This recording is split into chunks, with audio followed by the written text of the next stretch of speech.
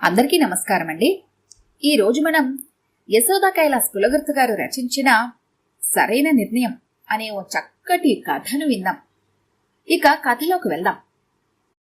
Passport renewal చేయించుకోవాలని regional passport ఆఫీస్కి వెళ్లిన వైజయంతి అక్కడ కౌంటర్లో కూర్చొని దరఖాస్తులను పరిశీలిస్తున్న ఒక అమ్మాయి వైపు పరీక్షగా చూసింది.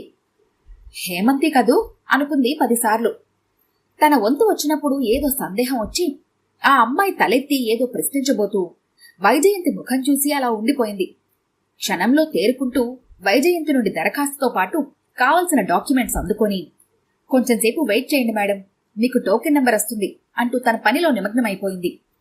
1 గంట తర్వాత వైజయంతి తన పని పూర్తి చేసుకుని బయలుదేరుతుంటే, అత్తయ్యా అంటూ వెనక నుండి పిలుపు వినిపిస్తే మెరుపులా వెనక్కి తిరిగి చూసింది. హేమంతి. కాఫీ తాగుతూ మాట్లాడుకుందాం, ఓ 10 నిమిషాలు బ్రేక్ తీసుకుని వచ్చాను, మిమ్మల్ని ఇబ్బంది పెడుతున్నందుకు క్షమించండి అంటూ ఆ కాంపౌండ్లో ఉన్న కాఫీ షాప్కు తీసుకెళ్లి 2 కాఫీలకు ఆర్డర్ ఇచ్చింది. ఇద్దరూ టేబుల్కు ఎదురుగా కూర్చున్నారు. చెప్పండి అత్తయ్య, ఎలా ఉన్నారు? దాదాపు 6 సంవత్సరాలు అయిపోయింది కదూ అంటూ దీర్ఘంగా నిట్టూర్చింది హేమంతి. ఈ అమ్మాయి ఇలా ఇక్కడ తారసపడుతుందని తను ఊహించలేదు. అప్పట్లో ఒక ప్రైవేట్ బ్యాంకులో పనిచేసే హేమంతి ఇప్పుడు పాస్పోర్ట్ ఆఫీసులో పనిచేస్తోంది. అంటే జాబ్ మారిందా? యాదృచ్ఛికం అంటే ఇదేనేమో. అసలు తన హేమంతిని జీవితంలో మళ్లీ కలుస్తానని అనుకోలేదు. బంధాలు శాశ్వతంగా తెగిపోయిన తర్వాత ఈ కలయికలకు అర్థం ఉందా? తను నో అని చెప్పే అవకాశం లేక ఇలా ఇరుక్కుపోవలసి వచ్చింది. అయినా తమను కాదని శాశ్వతంగా వెళ్లిపోయిన ఆమెకుండాలి గిల్టీనెస్. సిగ్గు లేకుండా తను వెళ్లిపోతుంటే పిలిచి మరీ మాట్లాడుతుందా? అత్తయ్య, ఏం ఆలోచిస్తున్నారు? కాఫీ చల్లారిపోతుంది, తాగండి. ఆమె మాటల్లో ఎంతటి ఆత్మీయత! అప్పటికి ఇప్పటికీ అదే మార్దవం ఆ గొంతులో. ఎందుకో గతం గుర్తొచ్చి కాఫీ కాలకొట్ట విషంలా అనిపించింది. ఆమె సమక్షంలో ఒక్క క్షణం కూడా ఉండలేని అసహనం. ఉంటాను Hemanthi, thanks for your coffee అంటూ అక్కడి నుండి వడివడిగా కదిలి వెళ్లిపోతున్న వైజయంతి వైపు అలా కొన్ని నిమిషాలు చూసిన ఆమె కళ్లల్లో సన్నటి కన్నీటి తెర. 2 రోజుల తర్వాత అమెరికా నుండి వంశీ ఫోన్. అమ్మా, నీ పాస్పోర్ట్ పని అయిందా? అయిపోయిందిరా, నిన్న పోలీస్ వెరిఫికేషన్ కూడా అయిపోయింది. మరో 2-3 రోజుల్లో పోస్టల్లో వచ్చేస్తుంది. ఏమిటి గొంతు అలా డల్గా ఉంది? ఆరోగ్యం బావుందా? హేమంతిని చూసినప్పటి నుండి తనకు మనసు బావుండటం లేదు. వంశీకి ఆ సంగతి చెప్పాలనిపించలేదు. తనే ఇంతలా బాధపడుతుంటే వాడికి మానిపోతున్న గాయాన్ని తిరిగి రేపటం ఎందుకు? బాగానే ఉన్నాను అంటూ సమాధానమిచ్చింది. సరే, జాగ్రత్తమ్మా, పాస్పోర్ట్ రాగానే మెసేజ్ చెయ్యి, టికెట్ బుక్ చేస్తాను. ఇదిగో చూడు వంశీ, మరీ దగ్గరలో కొనేకు. ఒకసారి డాక్టర్ దగ్గరకు వెళ్లి చూపించుకోవాలి. అన్ని టెస్టులు చేయించుకోమంటే చేయించుకోవాలి కదా. సరేలే, 1 నెల రోజుల వ్యవధిలో కొంటాను. శిఖరకు డెలివరీకి ఇంకా టైం ఉంది కదా. బాయ్ అమ్మా అంటూ ఫోన్ పెట్టేశాడు. గతం కళ్ల ముందు కదలాడుతుంటే నిస్సత్తువుగా సోఫాలో వాలిపోయింది వైజయంతి. ఒక్కగానొక్క కొడుకు తమకు. తనది భర్తది ప్రేమ వివాహం. ఇద్దరు గవర్నమెంట్ పీజీ కాలేజీలో లెక్చరర్లు. తన భర్త సుకుమార్ మ్యాథ్స్ లెక్చరర్ అయితే తను ఫిజిక్స్ టీచ్ చేసేది.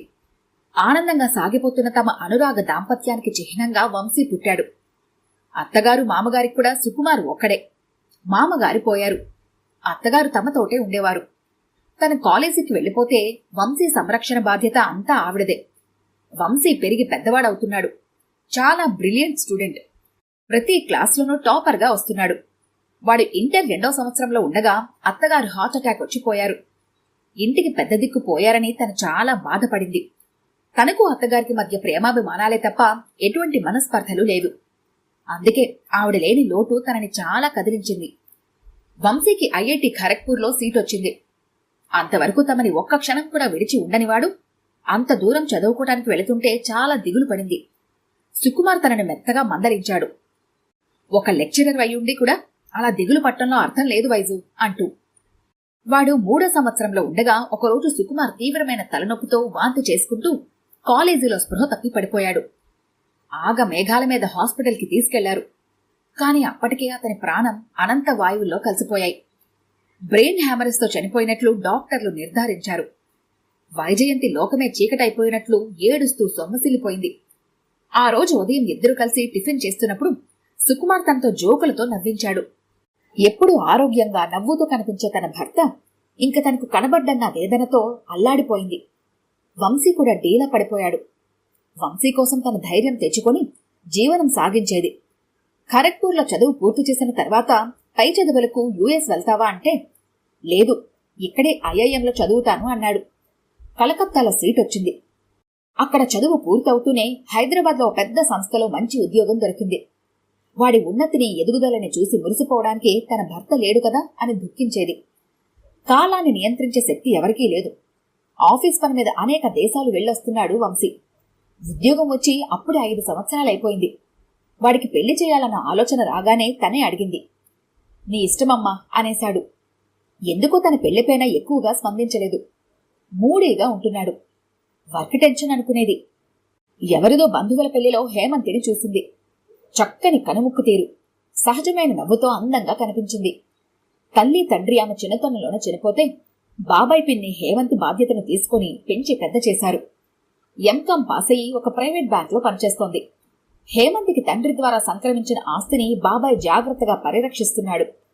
హేమంతి నచ్చిందా వంశీ అని అడిగితే మౌనంగా తలూపాడు తప్పితే మరేమీ మాట్లాడలేదు.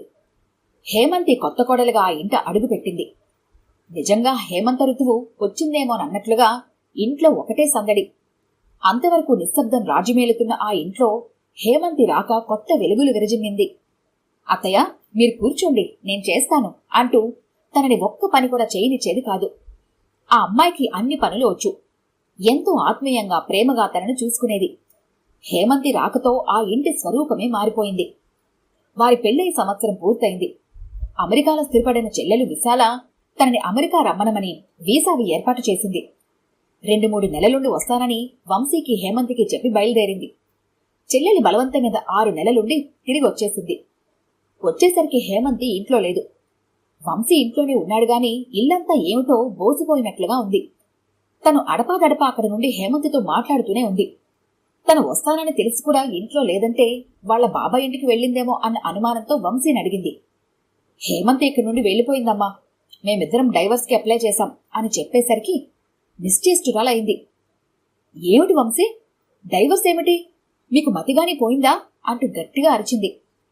నేను చెప్తున్నది నిజమేనమ్మా, తనకి నాతో కలిసి ఉండటం ఇష్టం లేదంట. తన మనసులో నేను లేనంట. పెళ్లికి ముందే తను వేరే ఎవరినో ప్రేమించానని చెప్పింది. డైవర్స్ తీసుకుందామని తనే అంది. 1 వారం క్రితమే ఇక్కడి నుండి వెళ్ళిపోయింది. వంశీ చెబుతున్నది వింటుంటే తన మనసు ముద్దుబారిపోయింది. అంటే హేమంతి చూపించిన ప్రేమ ఆత్మీయత అంతా నాటకమా? తనకి ఇంత బాధగా ఉంటే వంశీ అంత తల్లడిల్లిపోతున్నాడో. హేమంతిని కావాలని కోడలుగా తెచ్చుకుంది. కాని తను ఇష్టం లేని పెళ్లి చేసుకుని నటించడం ఎందుకు? ఆమె బాబాయిని కలిసి హేమంతి చేసిన పనికి నిలదీద్దామనుకున్న ప్రయత్నాన్ని వంశీ ఆపేశాడు. అమ్మా, తనకిష్టం లేనప్పుడు, నన్ను కాదనుకున్నప్పుడు ఈ నిలదీయడాలు అవి అవసరమా? ప్రయోజనం లేనప్పుడు ఈ గొడవలన్నీ ఎందుకమ్మా అంటూ తనను ఆపేశాడు. భర్త దూరమైనప్పుడు ఆ శూన్యతను భరించిన తను ఇప్పుడు హేమంతి వెళ్లిపోవటంతో ఏర్పడిన శూన్యతను మాత్రం భరించలేకపోతోంది. హేమంతి బెంగళూరు వెళ్లిపోయిందని తెలిసింది. కొన్ని నెలలకు ఇద్దరికీ విడాకులు మంజూరయ్యాయి. తను యాంత్రికంగా కాలేజీకి వెళ్లి వస్తుందే గాని ఏమీ ఉత్సాహం ఉండటం లేదు. అప్పటికి హేమంతి వెళ్లిపోయి సంవత్సరం దాటిపోయింది. వంశీ ఎలా తట్టుకున్నాడో గాని మామూలుగానే వర్క్ టూర్లు అంటూ బిజీ అయిపోయాడు. వంశీని అలా వదిలేయటం భావ్యం కాదని ఒకరోజు వంశీ దగ్గర 2వ పెళ్లి ప్రస్తావన తెచ్చింది. నేనే చెబుదాం అనుకుంటున్నానమ్మా. నేను నా కొలీగ్ ఒక అమ్మాయిని పెళ్లి చేసుకోవాలి అనుకుంటున్నాను. తనకు కూడా నేనంటే ఇష్టమే అని చెప్పేసరికి తను కాదనలేదు. ఆమె మరాఠీ అమ్మాయిని, బొంబాయిలో పుట్టి పెరిగిందని చెప్పాడు. పోనీలే, వాడు ఇష్టపడ్డాడు అనుకుంటూ సింపుల్గా వాళ్ళిద్దరికీ వివాహం జరిపించింది. హేమంతికి శిఖరకు సహస్రం తేడా. శిఖరలో అణువణువు అహంకారం, మాటల్లో గర్వం తొణికిసలాడేది. ఆమెలో హేమంతిని చూసుకుందామని ప్రయత్నించి భంగపడింది. అత్తగారితో అసలు మాట్లాడేదే కాదు. ఎప్పుడైనా మరీ అవసరమంటే 1 అర అంతే. ఏదో ఒక గెస్ట్ హౌస్లో ఉంటున్నట్లుగా ప్రవర్తించేది తప్పితే ఇది నా ఇల్లు, ఈ ఇంట్లోని వ్యక్తులు నా వాళ్ళు అనే భావం ఉండేది కాదు ఆ అమ్మాయికి. పోనీలే, ఆమె తనతో ఎలా ప్రవర్తించినా పర్వాలేదు, వంశీతో బావుంటే చాలు అని కోరుకుంది. శిఖరలో అమెరికా వెళ్లిపోవాలన్న ఆరాటాన్ని గ్రహించింది తను. శిఖర ఎంత గట్టిగా ప్రయత్నించిందో తనకు తెలియదు కాని వాళ్లు పనిచేస్తున్న కంపెనీ ఇద్దరినీ అమెరికాకు స్పాన్సర్ చేసింది. కొద్ది కాలం ఉండి వస్తామమ్మా, అంటూ వంశీ తనకు నచ్చ చెప్పాడు. కొద్ది కాలం అన్నవాళ్లు అలా అక్కడే ఉండిపోయారు. వాళ్లు వెళ్లి దాదాపు 5 సంవత్సరాలు పూర్తయ్యాయి. శిఖర కన్సీవ్ అయిందని, 8 నెలలు పూర్తయ్యాయని, డెలివరీ టైంకు రమ్మనమని వంశీ అడుగుతున్నాడు. తను కూడా రిటైర్ అయి 3 నెలలైంది. పెళ్లైన 5 సంవత్సరాలకు వంశీ తండ్రి కాబోతున్నందుకు ఒకవైపు సంతోషంగా ఉన్నా, ఎప్పుడు ఫోన్ చేసినా ముక్తసరిగా మాట్లాడే శిఖర ప్రవర్తనకు తను బాధపడుతూనే ఉంది. కాని సరిపెట్టుకుంటోంది. అమెరికా వెళ్లే రోజు దగ్గర పట్టంతో షాపింగ్ చేద్దామని బయలుదేరింది. ఆ రోజు ఆదివారం. దీపావళి పండుగ మరో 4 రోజులు ఉండటంతో షాపులన్నీ కిటకిటలాడుతున్నాయి. తనకు శిఖరకు చీరలు కొందామని షాపింగ్ మాల్కి వెళ్ళింది. షాపింగ్ పూర్తి చేసుకుని బయటకొస్తున్న తరుణంలో ఎదురుగా హేమంతి. అదే చెక్కు చెదరని చిరునవ్వు. అత్తయ్యా, ఎలా ఉన్నారు? ఆత్మీయంగా ప్రవర్తిస్తున్న హేమంతికి జవాబివ్వాలని అనిపించలేదు. ఏ జ్ఞాపకాల నుండి బయటపడాలని ప్రయత్నిస్తుందో తిరిగి తిరిగి అవే జ్ఞాపకాలు తన ఎదురుగా దోబూచులాడుతుంటే మాటలు రాని దానిలా రాయిలా నిలబడిపోయింది. నా మీద కోపంగా ఉన్నారు కదూ అంటూ ప్రశ్నించిన హేమంతితో, కోపం కాక ప్రేమ ఎలా ఉంటుంది హిమా? ఎంతో ఇష్టంగా కోరి మరీ నిన్ను కోడలుగా తెచ్చుకున్నాను. ఎంతో మురిపెంగా చూసుకున్నాం నిన్ను. కానీ నువ్వు చేసిందేమిటి? నువ్వు వంశీని ఇష్టపడి పెళ్లి చేసుకోలేదని, నీ మనసులో మరెవరో ఉన్నారని, వాడితో సంసారం చేయలేనని చెప్పి పెళ్లైన సంవత్సరంన్నర తర్వాత వాడిని విడిచి వెళ్లిపోయావు. నీకు ఇష్టం లేని పెళ్లి వద్దని ముందే ఎందుకు తిరస్కరించలేకపోయావు? ఎందుకు మమ్మల్ని మభ్యపెట్టావు? నేను వంశీ ఎంత బాధపడ్డామో నీకు అర్థం కాదు. అయినా ఎందుకులే, పెళ్లి పెటాకులైపోయి 6 సంవత్సరాలు గడిచిపోయాక తలుచుకొని బాధపడితే ప్రయోజనం ఏముంటుంది కనుక? నిరసన వ్యక్తం చేస్తూ మాట్లాడుతున్న వైజయంతిని, ఒక్క క్షణం నేను చెప్పేది వింటారా అంటూ ఆపేసింది. అత్తయ్య, మీకు ఇలా గతం గురించి చెప్పాల్సిన పరిస్థితి ఎదురవుతుందని నేను ఎప్పుడూ అనుకోలేదు. మీ ముఖంలో నా పట్ల కనిపిస్తున్న అసహ్యాన్ని, కోపాన్ని నేను తట్టుకోలేకపోతున్నాను. మీలో నా తల్లిని చూసుకున్నాను. తల్లి ప్రేమంటే ఏమిటో రుచి చూడని నాకు, హిమా తిను తల్లి అంటూ భోజనం తినిపించేవారు. నా బారెడు జుట్టుని చూస్తూ మురిసిపోతూ నాకు జడ అల్లేవారు. ఒకసారి నాకు జ్వరం వచ్చి మూలుగుతుంటే రాత్రంతా నా పక్కనే కూర్చొని సపర్యలు చేశారు. అటువంటి ప్రేమ శాశ్వతం అనుకున్నానే గాని 3 నాళ్ల ముచ్చటవుతుందని అనుకోలేదు. నేను మీ ఇంటి నుండి వెళ్లిపోవటం మీకు తీరని ఆవేదన కలిగించిందేమో గాని వంశీకి కాదు.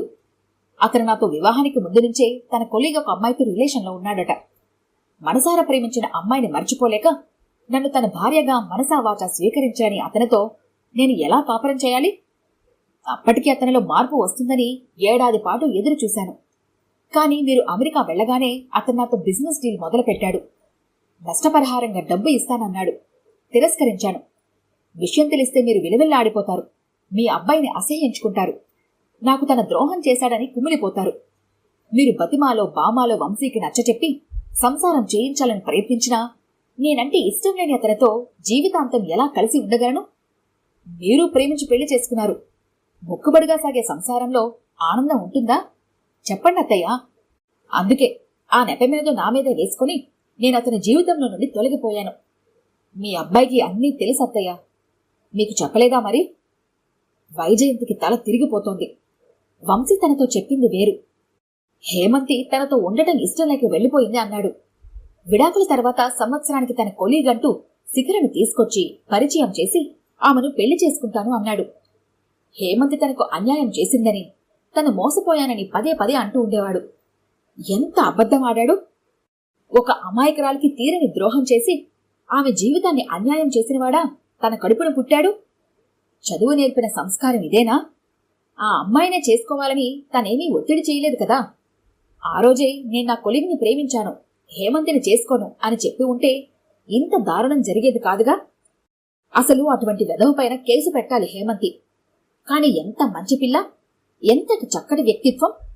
నేను బాధపడతానని వాడు చేసిన తప్పుల్ని తన మీద వేసుకుని ఇంకా తన మీద ప్రేమ చూపిస్తున్న హేమంతికి ఏమిచ్చి తన రుణం తీర్చుకుంటుంది? హిమాలయం వంటి ఆమె వ్యక్తిత్వం ముందు తన దోషిగా నిలబడింది.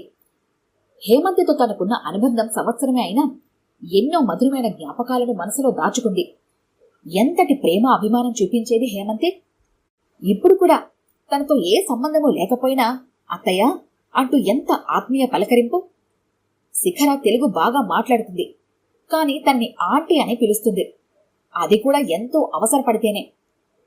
నీ భర్త పిల్లలు ఏం చేస్తున్నారు హేమంతి అన్న ప్రశ్నకు నేను పెళ్లి చేసుకోలేదత్తయ్య, పెళ్లి మీద నమ్మకం పోయింది అనేసి అక్కడి నుండి వీడ్కోలు తీసుకుంది.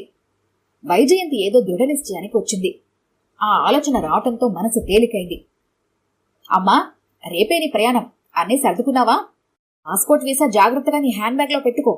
ఎప్పటికీ మెసేజ్ చేస్తూ ఉండు. వంశీ, నేను యుఎస్ రావటం లేదు. ఇప్పుడే కాదు, మరెన్నడూ రాను. నాకు నీకు ఇంక ఏ సంబంధమూ లేదు.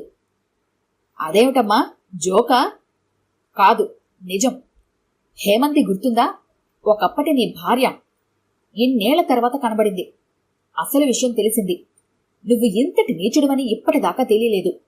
ఉంటాను, బాయ్ అంటూ ఫోన్ పెట్టేసింది. తన పాస్పోర్ట్ వీసా అన్నింటినీ చింపి అవతల పారేసింది. హేమంతి జీవితానికి ఒక అందమైన బాట ఏర్పరిచి ఆమెకు తగిన న్యాయం చేకూర్చే వరకు తనతోనే కలిసి ఉండాలని నిర్ణయించుకుంది. కోడలిగా దూరమైన ఆ బంగారు తల్లిని కూతురిగా ఇంటికి తీసుకొచ్చుకోవాలని హేమంతి పనిచేసే పాస్పోర్ట్ ఆఫీస్కు ఆ క్షణమే బయలుదేరింది వైజయంతి. ఈ కథ కనుక మీకు నచ్చినట్లయితే లైక్ చేయండి, షేర్ చేయండి. మరిన్ని ఇంట్రెస్టింగ్ కథల కోసం మా ఛానల్ని తప్పకుండా సబ్స్క్రైబ్ చేసుకోండి.